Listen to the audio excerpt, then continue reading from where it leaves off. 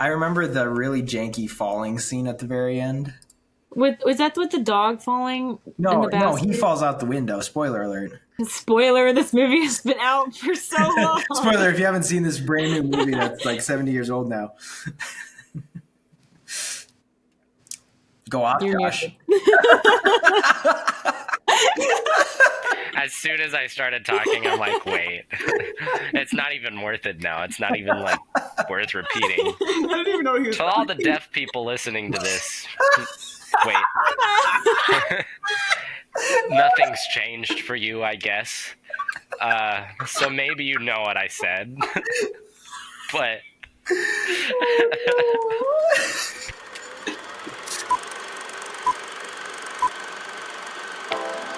You need carbs!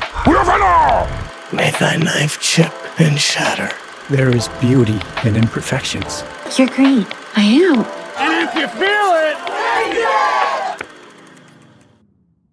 Are you watching closely? You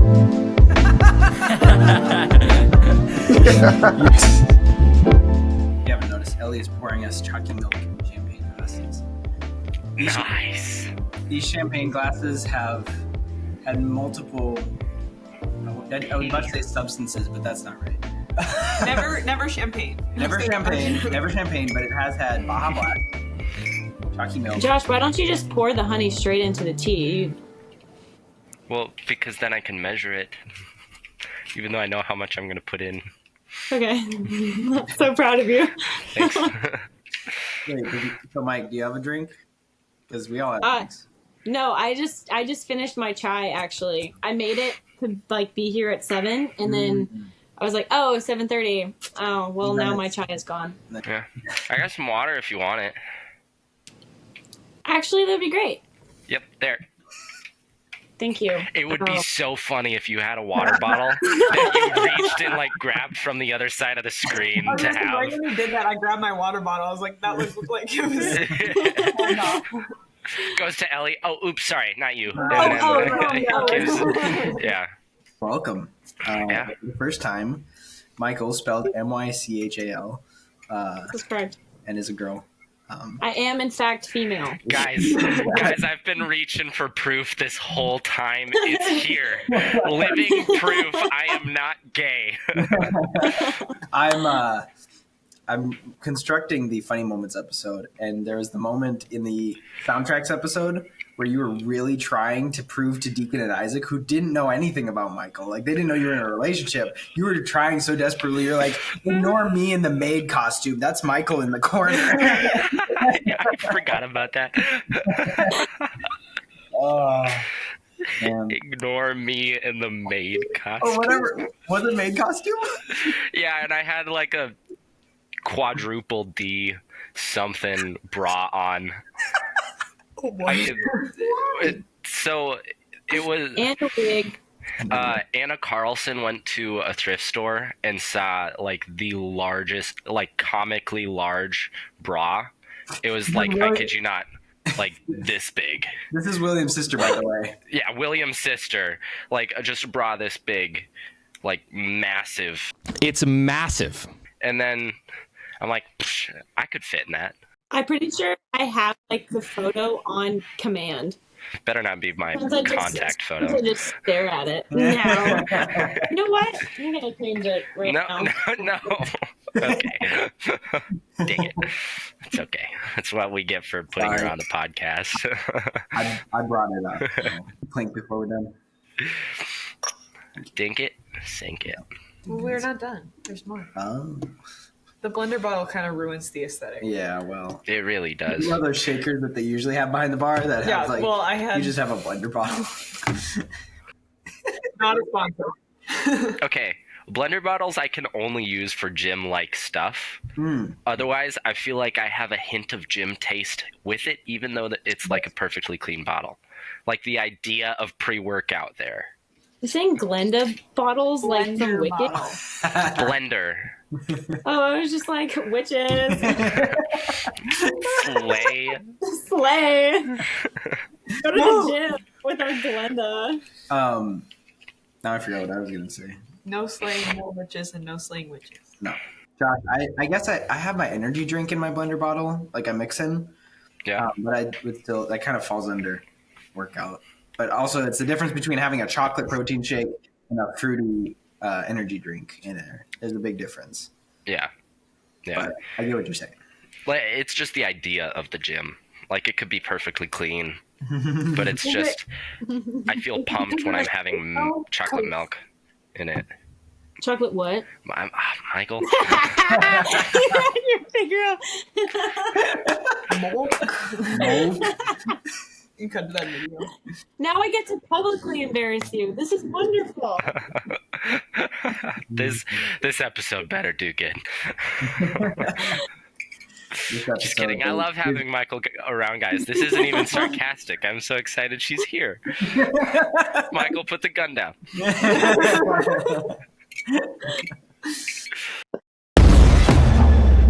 All right. Josh. No, I just got hit by the bullet she shot. Sorry. Obviously, Seth. Come on. Yeah, my bad. Yeah. I thought you were exclaiming something.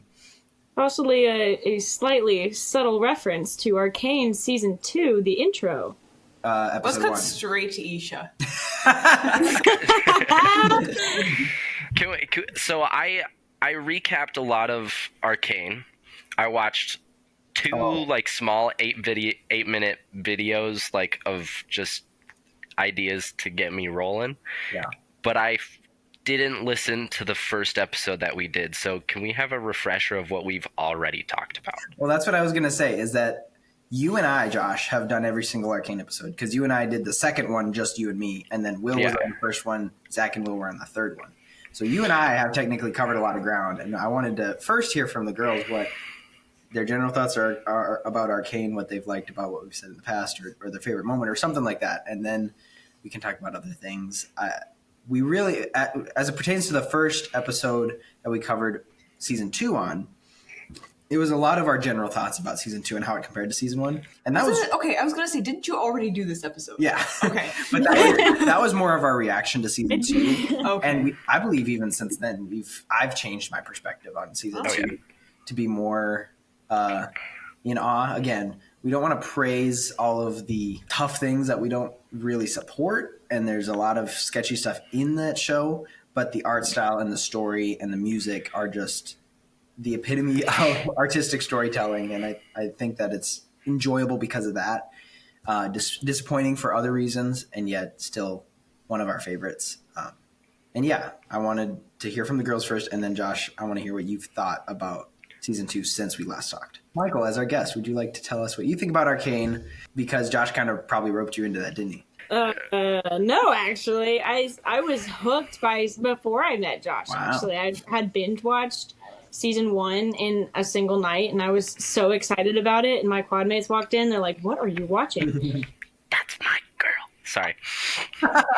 It's better because it actually has like a storyline that I can follow. Season 2 was really great through I think it was episode 5, and then all of a sudden it took a turn towards the arcane, and I was lost in the magic and the weird cultish vibes and everything. And Josh. Oh, he was frozen. I didn't realize that. I thought you were Sorry. holding that. I thought you were holding it. Sorry, my bad. Didn't mean to cut you off, Mychal. It's hot. you did so great. Guys, I'll be upfront with you. I have a crush on Mychal.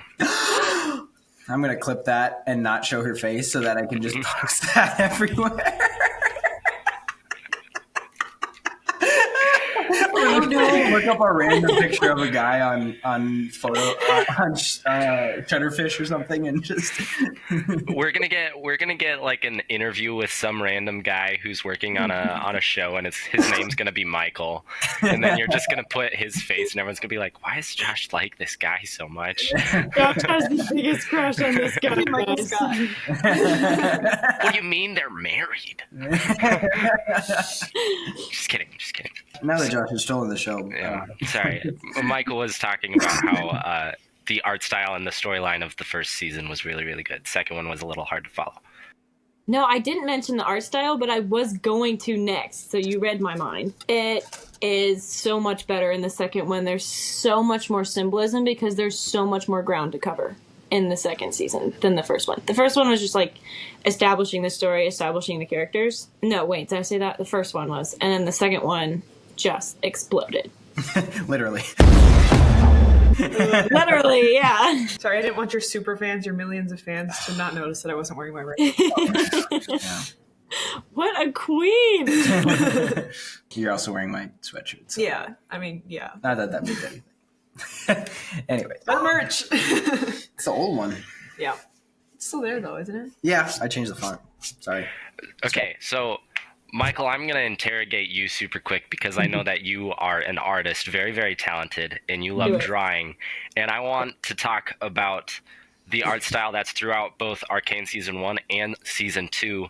What are some things that you think you noticed that other people might not pick up? Like whether some aspects are 2D or 3D animation. Like I know Seth has good input on this because he's in animation, has a degree in animation. Yeah. But like from someone who's into pen strokes. Sounds like somebody's biased. Maybe. But what are some things that you immediately like fell in love with for the first episode of the first season of Arcane? Okay, I don't remember like the first episode as well, but I do know that because it was what's her face and her mom died, right? The opening scene is Vi and Jinx on the bridge as kids with their mom, and then it goes into like their robbery, of Base's laboratory, and then their fight down below, and Vander chastising them for. That's right. Doing so Caitlyn's mom died, and immediately we see like royal purple. So I'm just gonna go with season the 2. colors. Yeah. Sorry, my bad. I thought you were talking in season 1. I was recapping season 1. Season 2. Oh no, Caitlyn's mom died. Yes. Josh? Yeah.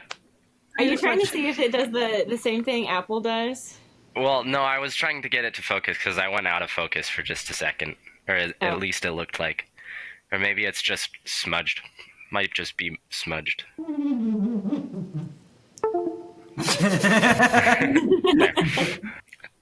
Think it's better. What? A second. It does the same thing that Apple does. Wait, okay. Where? We're jealous. Hang on. Wait, Mychal, are you on a Mac, iMac or laptop? I'm in an Apple. Yeah, so it's your camera. It's your in. It's not Riverside. It's just your camera that is Apple. That's cool though. I feel so powerful. No. Anyways, you can just make fireworks happen whenever you want. If you want to emphasize your point. I got nowhere to go after that. That's really funny. We can just in post. Fireworks. Oh yeah, in my room. Where's my green screen? Who needs a green screen when you have Apple? Not a sponsor. Put fireworks right there. Fireworks. He's holding it in his hands. Fireworks. Okay, so Caitlyn's mom's funeral from season 1, episode 1, or season 2, episode 1. I bet the colors change all the time, and that's one of the biggest things that I notice in the art style is like she goes from bright blue to kind of like a gray as though she's losing herself, and then Vi does the exact same thing when her hair turns black and Caitlyn's uniform turns black, and like as she's going to shoot Jinx, there's like one scene that she's going to shoot Jinx, as the flower petals that were purple like fall to the ground, they turn black, as then like she's turning to this tyrant of a character before she becomes like an official general. Mm-hmm.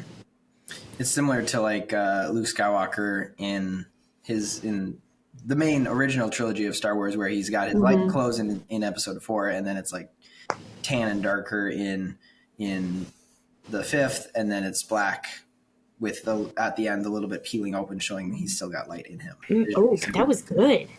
I forgot that color theory was even something that you could do. It's something I dismissed in literature class when the professor asked me to say what the curtains were feeling when they were the color blue.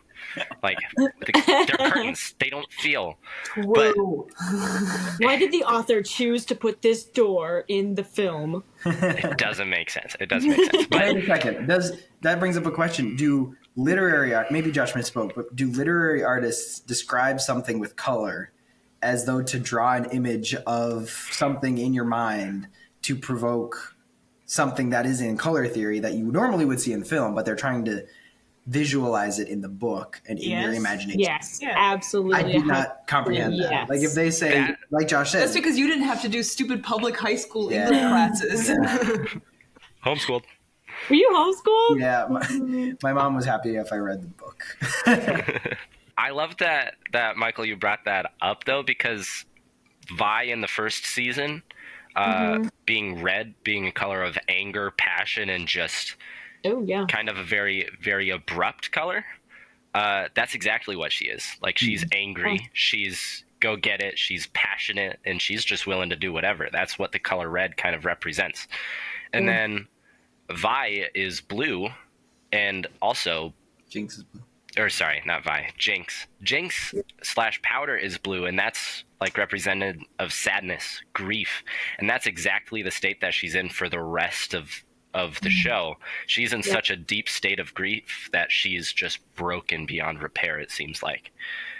And another part with like the relationship between Vi and Jinx is they have each other's color in their eyes, but that is lost whenever like Isha is replacing Vi and then Caitlin replaces Jinx.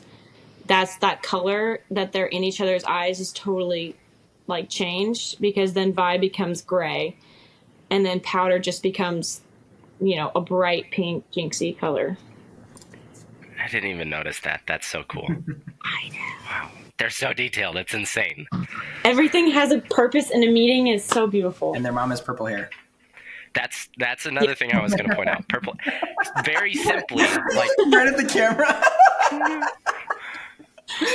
My word. We're down here looking at their faces, and it would just stare right at the camera. I think Mychal nailed it with there is purpose behind everything, and what can we learn about that is that our creator has purpose behind everything, and even more so than a decent. I say decent because you have the high end of art and story compared to and drugged down by some of the stuff we don't agree with and the tough things to watch. So the middle is good or decent. And anyways, more than that, God has everything under control and knows, has made these details. And so we can appreciate and take comfort in that. He really does use all things for his good. Like one of the, doesn't quite fit in with it, but this was a passage that I was reading the other day of the one story of that one false prophet that was trying to speak curses on the nation of Israel, but he could only utter blessing. So they were just constantly being blessed without Israel's knowing, where it's like the Lord's really just working to turn all of our curses into blessings, whether that means on this side of eternity or on the other side. Like eventually everything's going to be reconciled just for his good, rather than just it all being some decent mess of high morality, low morality, good coloring, bad coloring, good animation, bad animation. Like it's all really just going to be for the glory of God, whether we see it or not. Along those lines, from a worldview perspective, I think of what was the worldview behind writing Arcane, and it seems to be a form of relativism where you kind of side with whatever character you've grown to know, but they're not actually moral. I think I actually said this to Seth. The only like quote unquote good characters we have is Heimerdinger and Isha. Yeah. Aside from that, everyone else has their own stuff that they're dealing with that's sinful. That is like, obviously everyone's a sinner, but like the characters don't show sinful behaviors. Those two characters don't show sinful behaviors, but the rest do. And yeah, it's interesting to see how those worldviews come out in the art that they're making, and yet they still can't help but show themes of truth and beauty in what they're making. And when they lose that truth and they start to lose the beauty of the childhood world that they knew, they lose their color too. And I think that's really cool with like the way that God intended us for us to be was like his beautiful creation, and we all have strengths. Some of us walk, some of us run, some of us baptize, and some of us don't. But like we all have our own colors, and when we lose that, we start to lose ourselves. We stop seeing the beauty. in life, and I think that's really cool with the colors too. Yeah, the relativism is something we've talked about before. There's no good guy in Arcane. They're all evil. I mean, obviously humanity is evil, and so we're assuming that kind of from the get-go.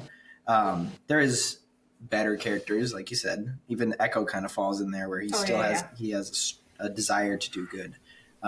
More for his people, for the Firelights, but then it turns into something different in season 2.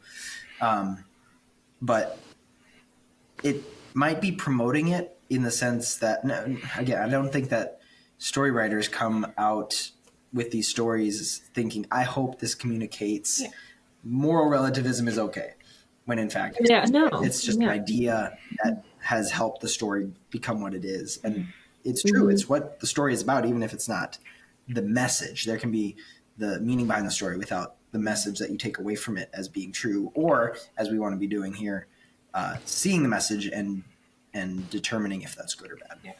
My thought is more what worldview inspired this story, because you can see that there's just a very secular worldview behind it based on the content. And then I think of stuff like Lord of the Rings and obviously Narnia, where like you can tell that a believer was like that the worldview that inspired this story, because it shows in everything. Yeah. And there's all of this kind of matches in with I want to call the thesis statement of the show in a way. We heard it in the first season. In the pursuit to do great, we failed to do good, and that was kind of the sucker punch that got us ready for the second season. But then Victor drops the lines: humanity, our very essence, our emotions, rage, that which inspires us to our greatest good is also cause of our greatest evil. And that's exactly what all of this perspective is. Like, it's this whole idea of relativism. And I know that there is like hard truth found in the Lord, and that's what I am rooted in. But I love a story that kind of takes that perspective, saying like, oh, but if everyone understood my perspective, you just understand. And I empathize with that. But there needs to be a constant in the Lord. And I think that line is kind of the overarching theme of the entire show. Like, if everyone just understood from my perspective, this whole thing wouldn't be a problem at all. And after watching a few essay videos, and like 4 of the 5 that I watched mentioned that line being the thesis statement. So this isn't an original thought, but I want to add on to it and kind of just bring it back to the Lord. Like, everyone has a strong desire for consistency in morality. Everyone. And our emotions cannot dictate that. And we let our emotions dictate our actions. But what's so important is that we do rely on our Lord and Savior to like be our action, be our emotion, because he's going to be consistent when we are not. And I think that's like Arcane season 1 and season 2 is kind of just in contradiction to everything that we live as believers. But it's something that you can empathize with and be like, I understand. But I kept on, like, after watching it for the third time now, the third time I watched through, I was like, oh, if only you knew Jesus, you would understand. Vi is, when she's about to make out with Caitlin, which is a whole other thing, but like, she is begging her not to change. She's like, promise me that you won't change. And going off your point, Josh, like, she totally just collapses, goes full depression, like, just beats everybody up for the next few years because she doesn't have that foundation. The last thing that she put her hope in, like, broke her promise. And so she lost it. She was kind of like the raw humanity of, like, this is what a life without Jesus is going to look like, kind of thing. Dog reveal? No.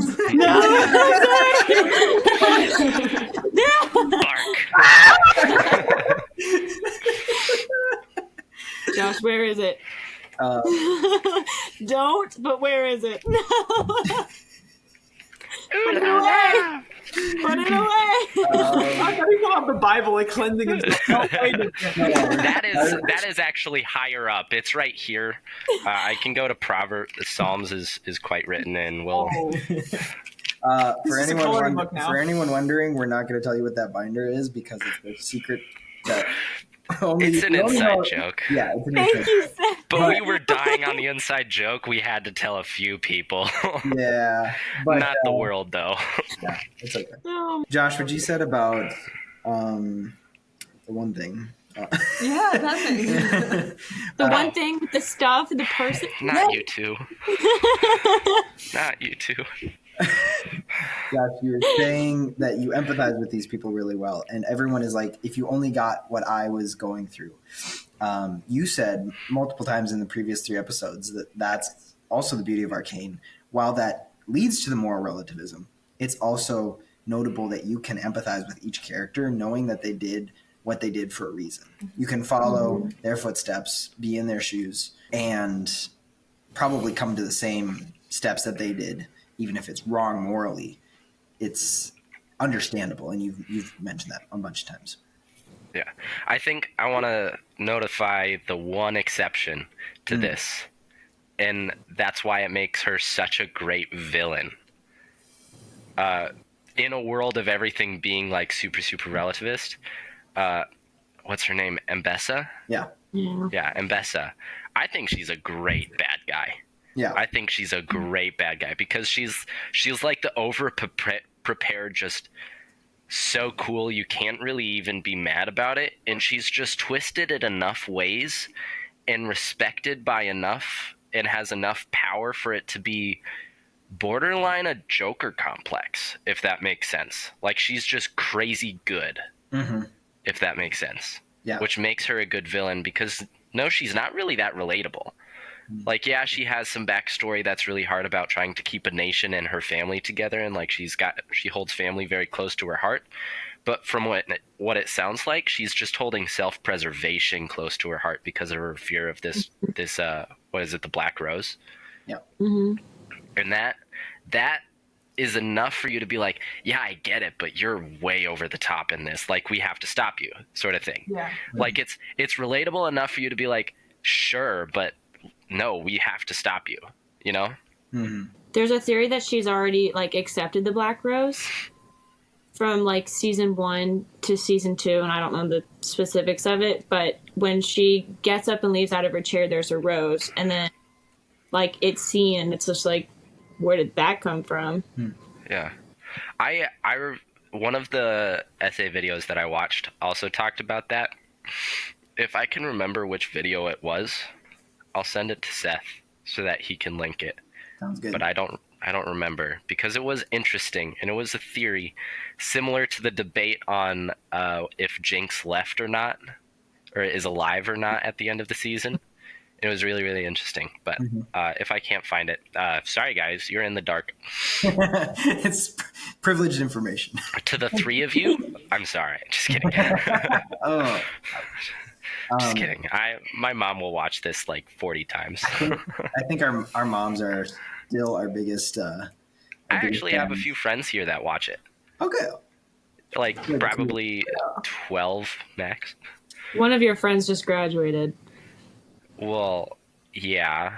I still got 11 friends, guys. I still have 11 friends, guys. I know people.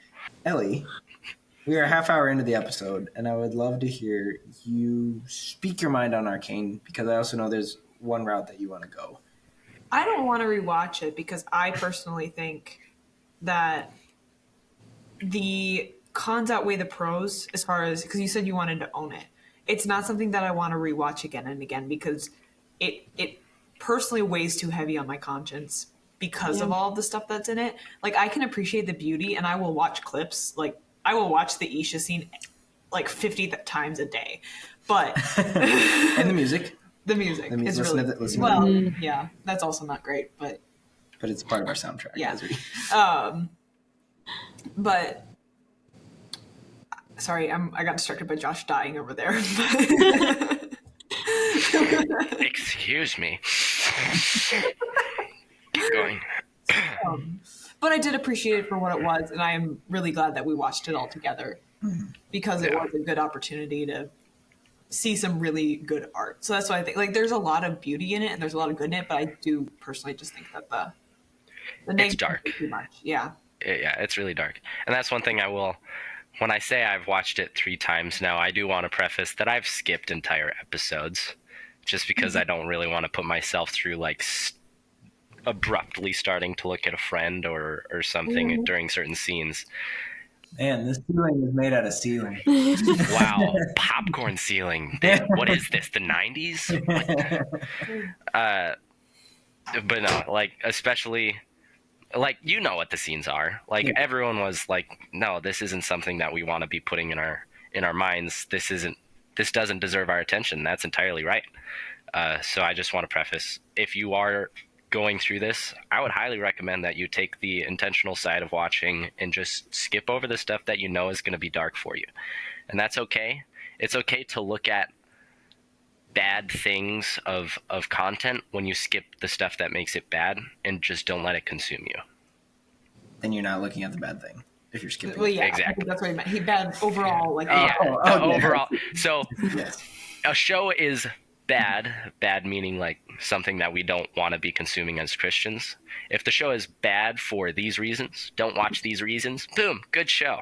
Taru. Just VidAngel Arcane. Exactly. Yeah. I forgot of VidAngel. You missed the last 3 episodes of it. Yeah, basically. It's funny because I was actually listening to an episode on rated R content today from Date Night Collab. Seriously, they're amazing. But they were talking about the content, and part of it was talking about, since they're parents, they were talking about what they show their kids and how that, like, what do they watch? Because he's a pastor, and he didn't want to be like going home and watching rated R movies because his congregation was gonna know about that, and that's just it could cause an issue of conscience for other people, and he just didn't want to cause anyone to stumble and all of that.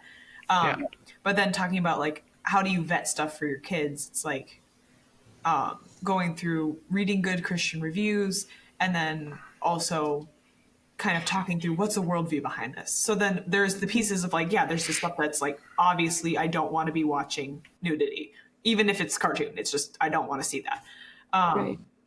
But there's also worldview issues behind it where I'm like, I don't even, like, even if we took this and cut all of the bad scenes out, I wouldn't want my kids watching this even when they're teenagers, because like, they'd have to be adults to watch this because of how powerful that message is behind it and how confusing it can be and how heavy it is. Cause like, we're grown adults and we were crying. Like, it's heavy.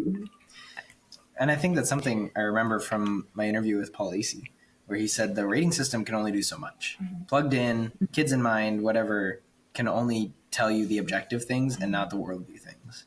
And the worldview can be a lot more effective at changing your mind, not necessarily changing it to view something a different way, but more changing it to accept. So I think there's a difference there in like, oh, I'm going to convince you of this versus a slow fade, as a very famous Cast and Crown song. It's a slow fade when you give yourself away. Well, and the media that you put in is more likely to subtly make shifts in your mind that you don't even notice. And so that's why it's so dangerous. So you got to make sure that you are going into things with a mindset of like, I like the find the lie trick. And that's something that, I don't remember who it was. Someone does that with their kids.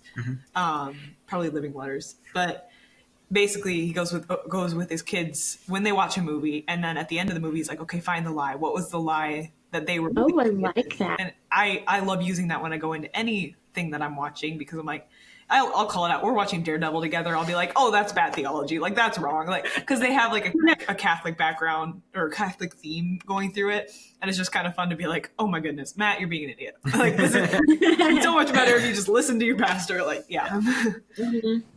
I know growing up, it was, so I went to public school. Seth, I guess you wouldn't know what that's like.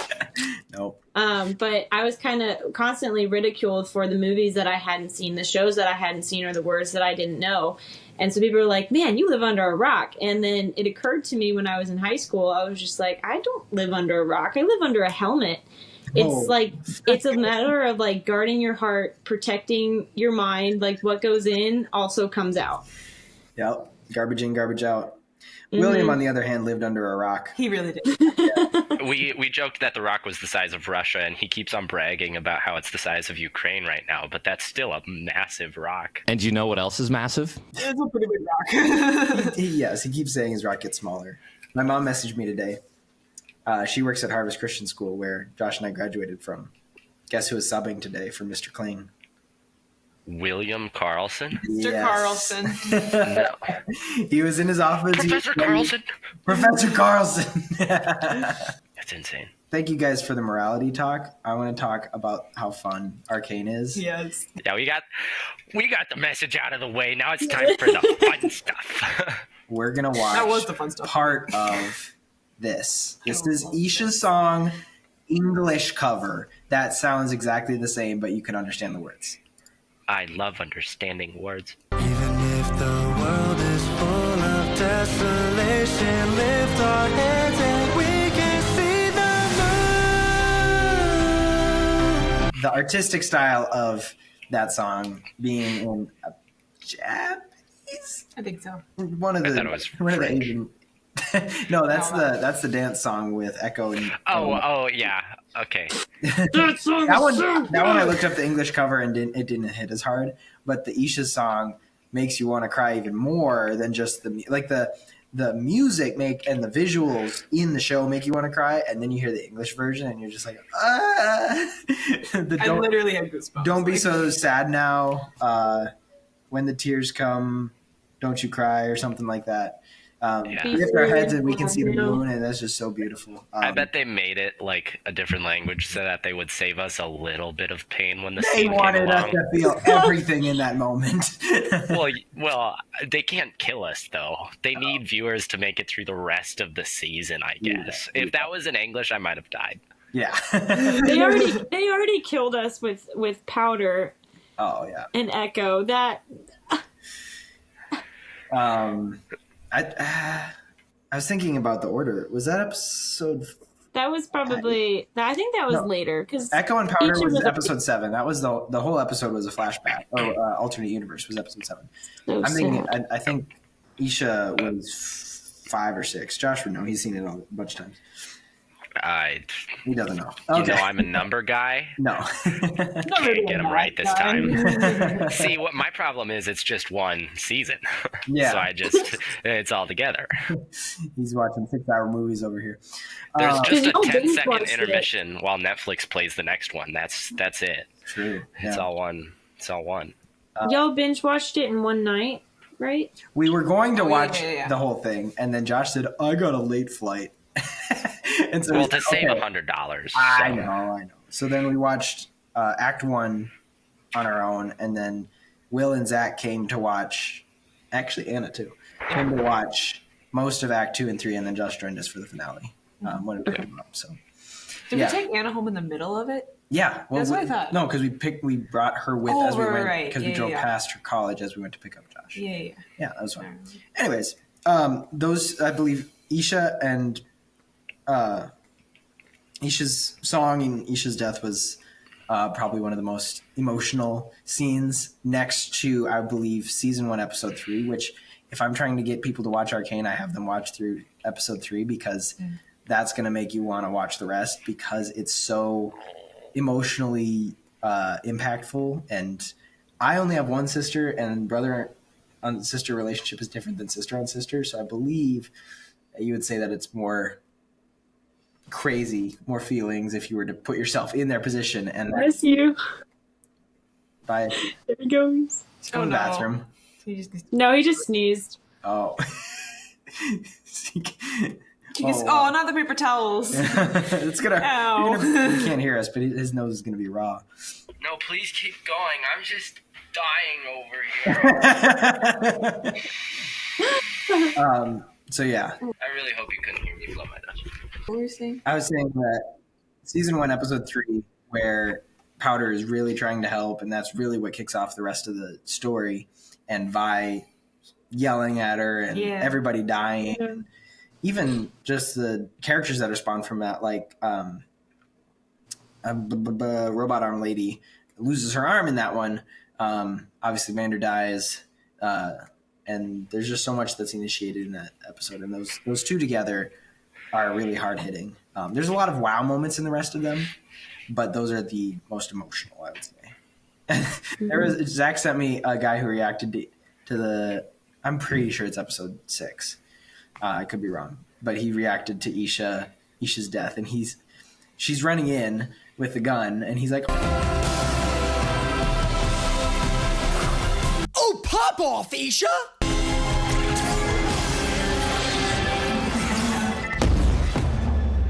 Oh, pop off way less! Way too big of a pop off! it's not cool. That was way too much. Okay, there's just a side comment. The new arm, like, game mechanic where she has to, like, pull a lever and get lucky to have it. That was a really cool scene. Yeah. Like, that brought back some of the fight scenes from the first season that the second season was kind of missing. Like, it still had good fight scenes, but no, like, wow scenes. Yeah. The second time I watched it, that was a wow scene. Yeah. One that I remembered. Like, that was such a cool mechanic, cool idea. Well, and I saw a video essay about that. In some point in that scene, Jinx says, "It's something I could fix." And it's after that, it's been the season intermission between, and she's presumably been a little depressed because she killed Silco and also accepted the role of Jinx. Like, that was the whole climax of season 1, is that she felt that leaving Silco alive would give her the opportunity to be Jinx, but she twisted it. Anyways, when we see her in season 2, episode 2, she's still feeling down. That's when she meets Isha, and when she makes, gosh, I always forget her name. When she makes the arm, That arm thing. the arm, Savelica? Savika. Yeah. Savika. When she makes Savika the arm, she wants to do something. She wants to make something, and that randomness, the slot machine thing, part of the arm, is fun, and it's also. She's laughing at the whole You thing. think slot machines are fun? Technically, I won't do one, but they're technically it's the They're randomness. addicting. That's what it is. But that's Jinx mixed with real hardware that can help the situation. Schnee, who, like I've said before, has dedicated his whole YouTube channel to making Arcane content. He breaks it down. He's a great analyst and analyzes her isms. It's even odd when you analyze a live action actor. You know, they could be really in the role. It could be like Cillian Murphy, who completely immerses himself in the role, and you can analyze his facial acting that he does. But it's really different with 3D animation. Yet the animators are acting through these characters and have control over those minute things, but still choose to put them in. This is the attention to detail, like we've talked about. But analyzing like smirks and little twitches and stuff, and even he figured out that through another person who has worked with deaf people before. He figured out that they animated Isha, who is deaf and therefore mute. She misses certain elements of the story when she's not looking at them. There's things that she's like, so beautiful. They've even seen, if you watch closely, she's watching Jinx's mouth, not her eyes. Her eye line is straight at her mouth because she's reading lips. And then there's things like the one that I remember specifically is when they're walking through the Victor's encampment, his area where all his people are. There's somebody who is like metalworking and then put it into water and it sizzled, and Vander roared because he was the monster, and Isha went to comfort him. She did not hear the sizzle and doesn't know what provoked him, and she brought it to him and he's like, "What's up?" You know, in her face. It's just those little things that they thought of, and it's so cool. Yeah, and from a storytelling and that same scene with the game slots, from a storytelling like film grabbing the audience's attention, it was totally randomized, like what she was gonna pull up, right? What cool trick would be up her sleeve, literally. But thank you for that. That was really good. Jinx the whole time was just like, oh, this is going to be good. Like, she knew and she was kind of rooting it on, which made me as the viewer like, oh, what is it? Like, Jinx knows what it is, but we're about to find out. And so that was just building anticipation as a watcher and as a viewer. That they did that so many times where somebody would know something that the audience would not, and therefore we would be jealous enough to keep watching. Which I think is so cool when a film does that. Reverse irony? Yeah. The audience knows something that the characters don't. Oh, yeah. Yeah. That's cool. Like, on my screen, I'm in between someone who has a degree or a film minor, a degree in animation, and I'm just... Ellie, do you feel the same? Wait, you're an engineer. I have no right to be here. Josh is the only... No, Josh is the only one without a degree yet. Let's go, Seth! Yeah. Guys, I was coloring in class the other day. I was coloring at work today. Were you? I just got bored.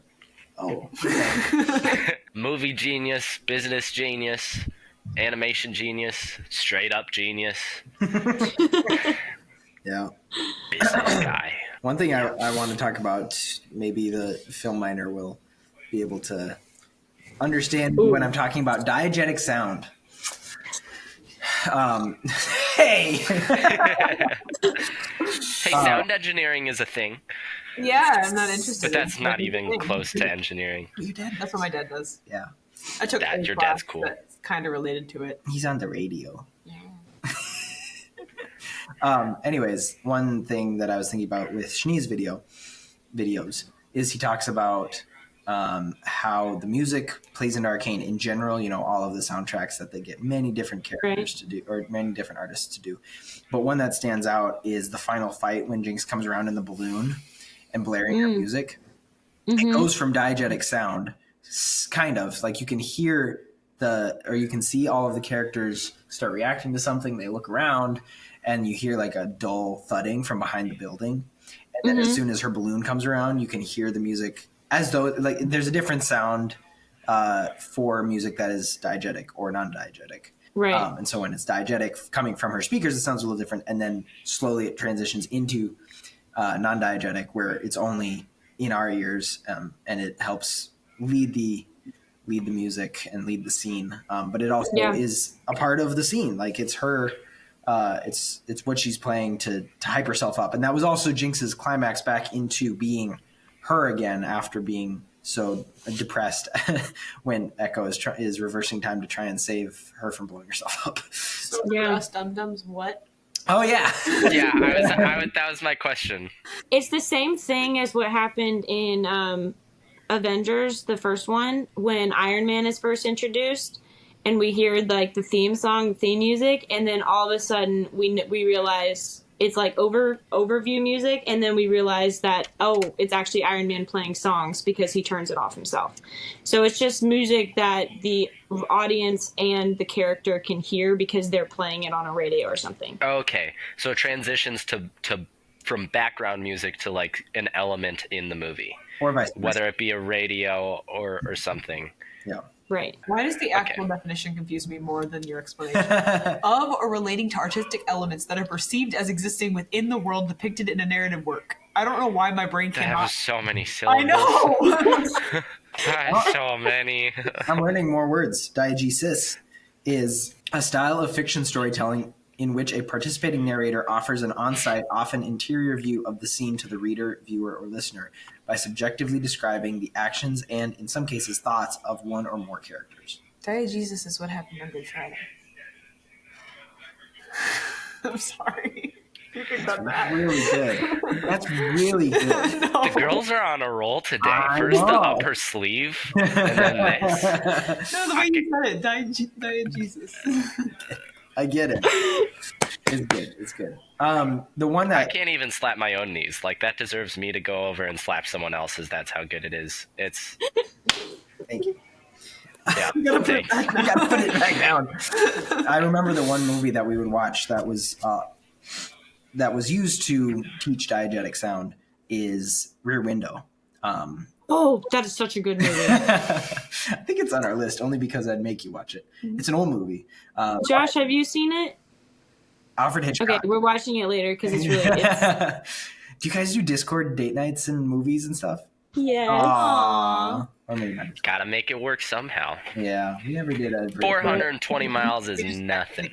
Give me more miles, honestly. Easy. At least like one tank of gas. Come on. Anyways, Rear Window is one of those movies that I believe 99% of the sound you hear is diegetic. So any music is played in a speaker. You know, it was like a disc. Somebody else's music from like downstairs. Yeah.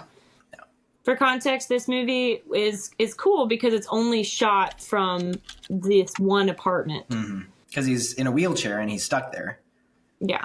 So like the whole movie and everything that happens in it is shot from what he can see out the window and what happens inside the room. I remember the really janky falling scene at the very end. Was that with the dog falling in the basket? No, he falls out the window. Spoiler alert. Spoiler, this movie has been out for so long. Spoiler, if you haven't seen this brand new movie that's like 70 years old now. Go off, You're Josh. As soon as I started talking, I'm like, wait. It's not even worth it now. It's not even like worth repeating. I didn't even know he was To all the deaf people listening to this, wait. Nothing's changed for you, I guess. So maybe you know what I said. But I'll start my apology video. Have you ever? I'll put a picture of Braille up on there so that they can. Wait. Blind. Now I'm offending another community. Guys, I'm digging. Wait, if they're deaf, you're putting Braille? Yep. No. It's okay, Josh. We still love you. Written Braille doesn't mean anything. Well, the joke was going to be that I put Braille on the screen that doesn't actually have any indents. The deaf people can read. Yep. But this is for the blind people who are watching, and This is totally random, but I remember seeing a post of someone who was making fun of a football jersey or soccer jersey, and it had like Braille words on it, but it wasn't like actually Braille, and they're like, "What? Why would they put Braille on there?" And the comment was to raise awareness for deaf people, and they're like, "Who doesn't know about deaf people?" Just wait. And then the bottom comment was, "Just wait till the blind community sees this." Or not. I've seen videos of like the captions don't match what he's saying, and so then he says something like, "Hey, shout out to all the deaf people," but then it says blind people. And yeah, so it's messing with them. That's so funny. Yeah. Jesus loves you. Yeah. Yeah. I love you. I'm sorry. I'm sorry. Wheelchair guy stuck in a room 70 years ago. No, we were gonna. Yeah, That's that's not our No. role. That was Okay. just to understand diegetic sound. Yep. How do diegetic sound you're talking about blind? So Arcane, right? Arcane. Diegetic sounds. Yep. Hi. Hi. I'm pretty sure I blew my brains out trying to sneak. Its main purpose is to like bring the audience into the story. Yeah. That's not to scoot out of the frame. I want you to see my boogers. Thank you. Not that close yet. He's bouncing like a VeggieTales character. One of these days, I'm going to do the entire podcast on one of those like little yoga balls with a handle. Oh, no. I was gonna say, I literally have done podcast episodes on my exercise ball because that's what I have on the desk. It's got to have a handle so that I can stay stable. Anyways, back to blowing my nose and back to what you were saying.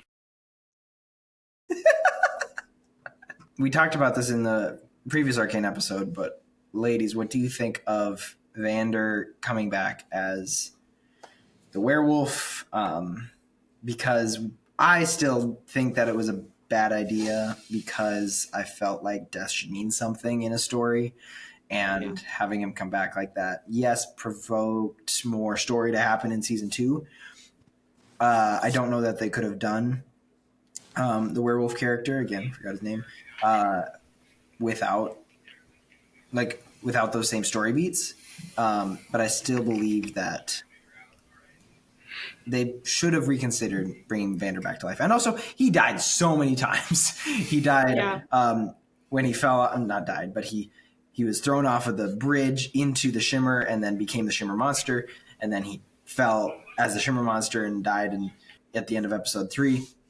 And then he was revived and brought to Victor's place, where he was also killed because of the Embase's guards, and then brought back to life by Victor to become the monster. And then he died when falling down the big shaft with. Yeah. Victor brought him back to life? Well, he had like the handprints. He was like the marble monsters, I suppose. Yeah, everyone would be Robbie. But what's kind of cool about that is that literally becomes a plot point to where who was it? Victor admires him because of his literal unwillingness to die is what's keeping him alive. Like raw bruteness, just straight up dad energy, dad strength keeping him alive. Love never dies. Love, friendship never dies. I'm making fun of Mychal because she watches My Little Pony. Oh, that's what that was. Who else watches My Little Pony? I don't watch it currently. Oh, not you. Are you a pony? No. You know the one too. It's a real word. You are giving words that do not work here. I have watched My Little Pony 2 episodes. When I agreed to one, the 2 T-Rex episodes. episodes for my Little Pony fans out there, okay? The T-Rex episodes, so like the best ones of all the ones. Continue, as you were watching My Little Pony. Continue. Josh, what was your test for Mychal that would allow you to watch My Little Pony with her? If she could say it without laughing or like giggling, smirking, and I also had to do the same thing. If she was able to get through one whole episode without laughing at the names or anything, I would watch it with her.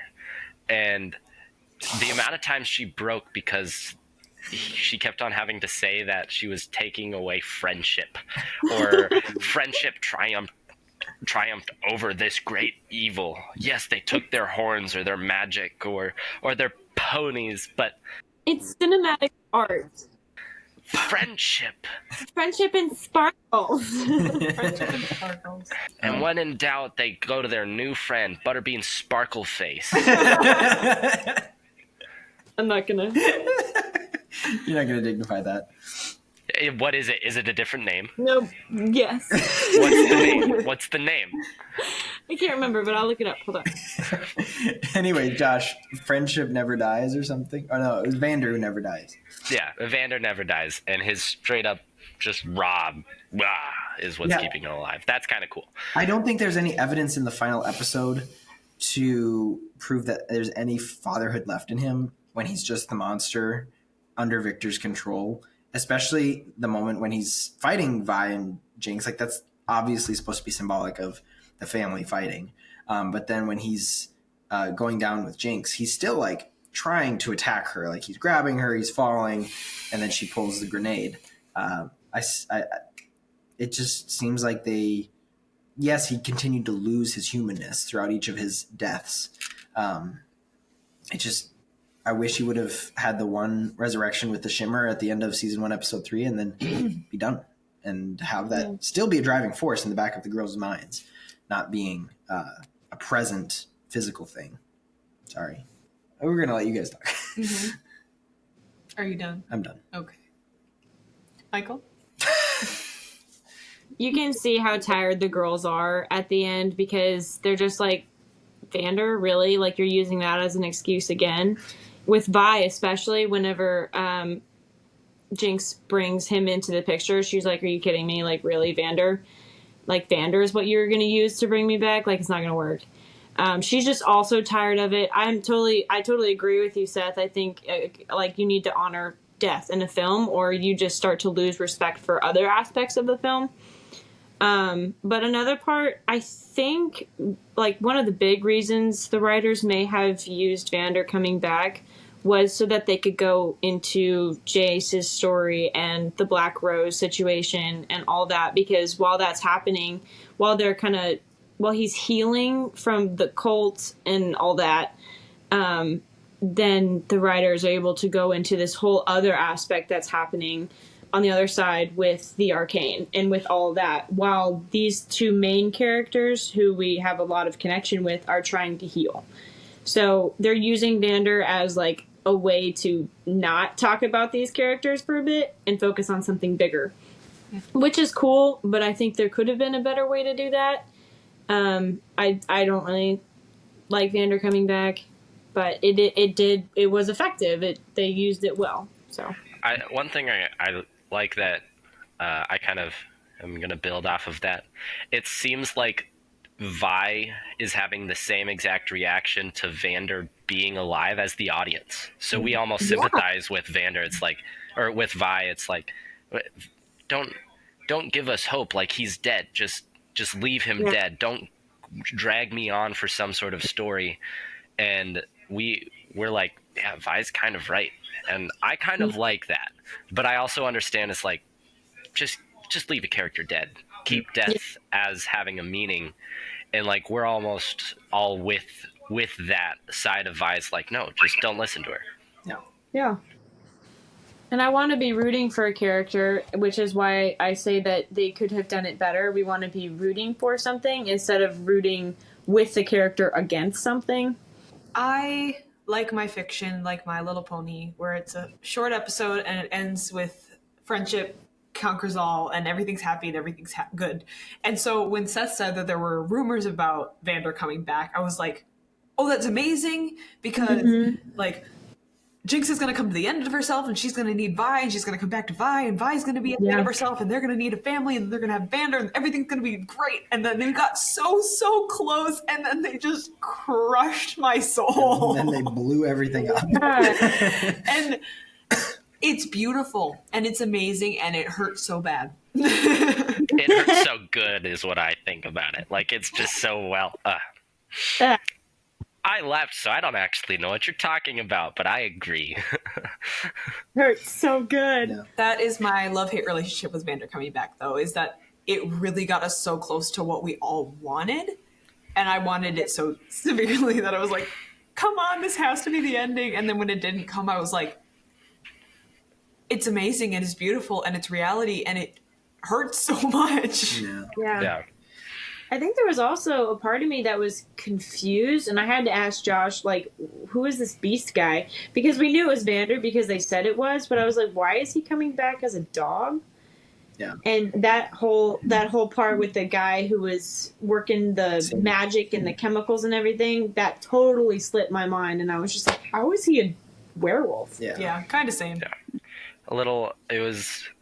There's a lot of intricacies, and with a show that is very much so show don't tell. Like, there's barely any exposition, and they've mastered show don't tell. But in doing that, it's very, very easy to miss stuff. And I wish they gave a little bit of grace in the storytelling of trying to give a few details. I was finding myself annoyed, not with Mychal asking these questions, but like, I kind of just gave up.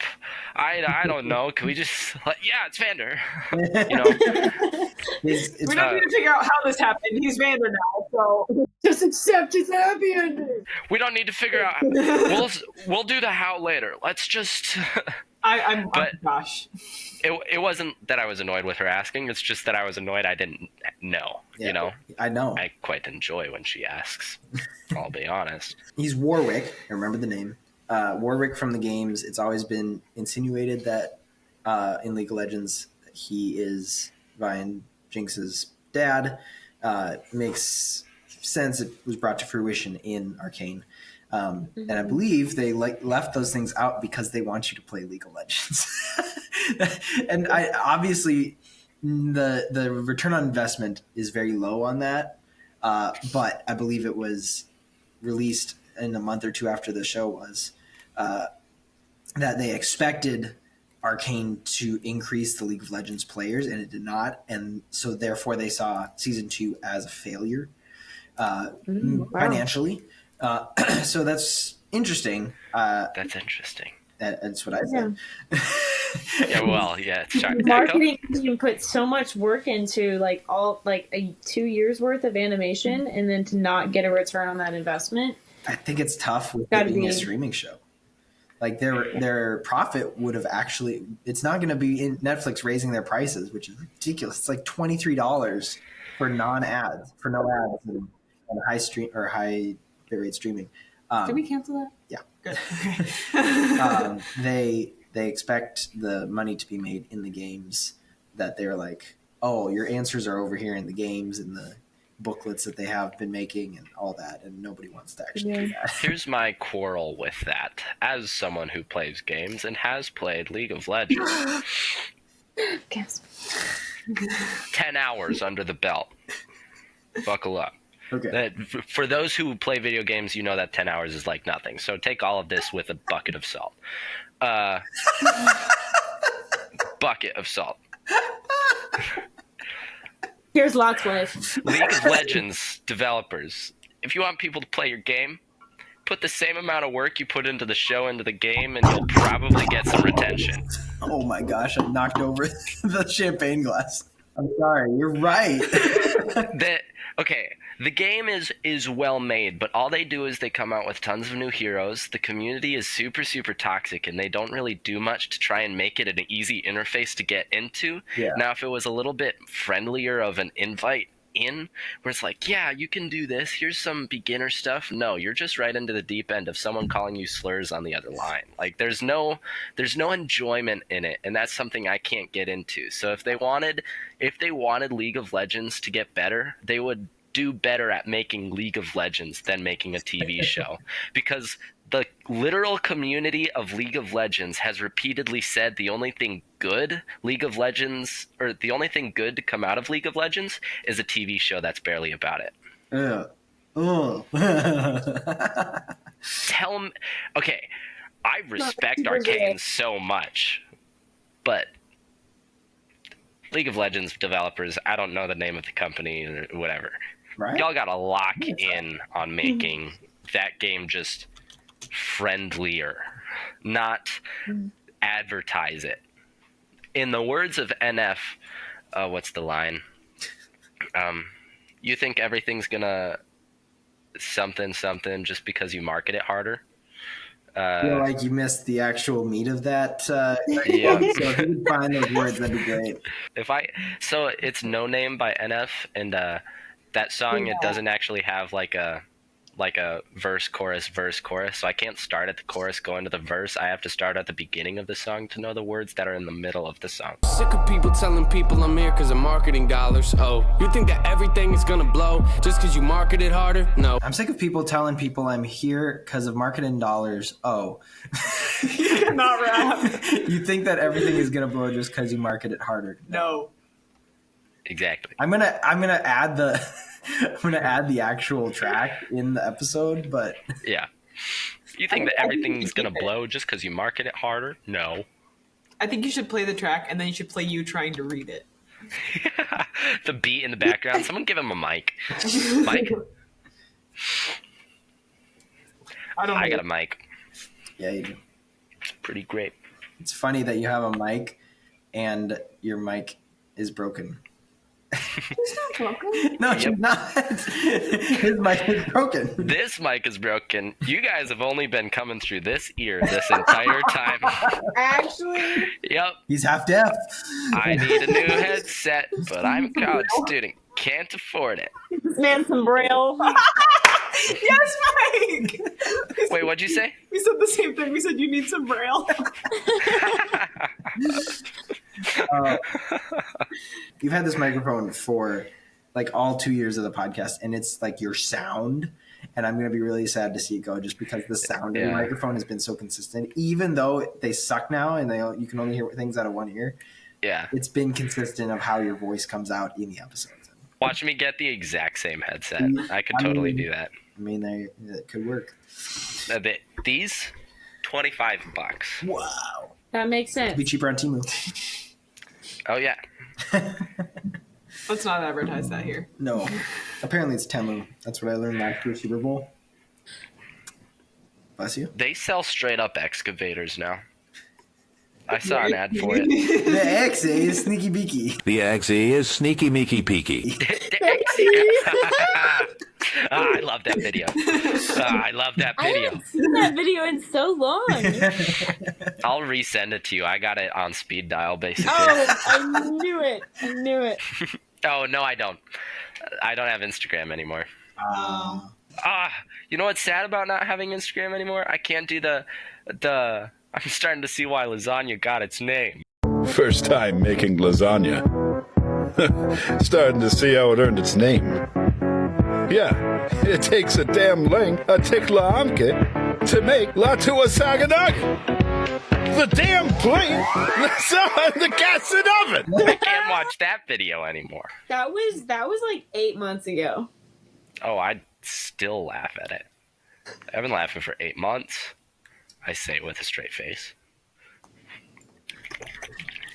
No, we're trying to find it now, but I remember when we were sending it around, it was actually getting removed for some reason. Yeah. Lasagna, get it to Nick. I don't understand. It's a good video. It's really funny. It's so funny. Not funnier than you. Oh, the Exy, not a saint. No, that ain't. Do you ladies have anything else you wanted to talk about? Because otherwise it'll be boys only next time we talk about Arcane. Oh, what? You kicking us out? It's gonna be the You know normal what? again. We're gonna do girls only. We're gonna do our own podcast. Girl power. Girls only. I've said you can do a girls episode. We're gonna do a girl takeover episode. Girl take. Yeah. On My Little Pony. Actually, Anna would so do that with me. Anna watched it Is too. there enough depth in My Little Pony to break down? Yes, there is. There actually is. There is. There's so much, and you guys are gonna There learn. is so much that you guys are missing. Me, Mike, and Anna, we can go crazy. Like, it's gonna be good. Can I summarize the entire show? Arcane or My Little Pony? My Little Pony, okay. And correct me if I'm wrong, but friendship is the strongest power in the entire land. There's so much more to that than you're giving credit. Okay. It's such a deep, beautiful show with a lot of artistic things. My pride does not allow me to say that you are right. There are bronies for a reason. That's all I'm saying. There are so many bronies. I love brownies. No, brownies. Except for the ones that one guy gave me at the back of the corner of the warehouse. Those ones weren't that good. Made me real hungry. Are you good, bro? You might have a little pop. I'm gonna sneeze. Bless you. He's on NyQuil right now. Uh-oh. I had 100. What was it? 102. Yeah, he had 2.4 the other day. Yeah, I was sick. Last time you were sick in an episode, we said you might be dead by the time it airs. That's true. So. Yeah. I'm on the side of recovery now, so you can't say that. But if we recorded like 3 days ago, I would have probably had like 102 something temp. Wow. And would have been sitting in a hospital parking lot just debating on whether or not I go in. But because you're man and you don't need no doctor. I don't need no because it's expensive as a college student. Oh, that too. I would do the same. I know parents would have kicked in, but I wouldn't have wanted them to have to, you know. Well, thank you guys for talking. Lots of laughs, lots of good times. And Lots of My Little Pony. Like lots a of My Little Pony. amount of My Little Pony. And now you two know what diegetic sound means. Welcome to the world of film. You'll never be able to go back. I'm already too deep. Yep, sorry. You knew what you're getting into. Josh, there's still a chance for you. No comment. Keeping it to myself. All right. Well, with the big old and all good people said, we're mocking you, Josh. That's what this is. It makes you think of the biggest sniff video with the baby going. Yeah, you can do the biggest. Whoa. That was just the inhale. Wow. Later, probably after the episode, I will burp quite loudly. The man doesn't have bubblers this time. Nope. Oh, man. No bubblers in Virginia. That's a lie. They do have the 3 worst flavors. Yep. All right. Well, thank you guys for listening or watching. We're going to do the filter thing because that's what I do when I have another person and I have to fit in one frame. Thank you for listening or watching. Make sure to share with your friends. Follow us on socials. And until next week, know that you're loved. God bless. Peace out, brethren. Mychal, what's your outro? What's your outro? Say something Southern. See ya, sisters. Bye, y'all. I'm gonna go get my sweet tea and biscuits, smothered in gravy. I'll see y'all later. That's perfect.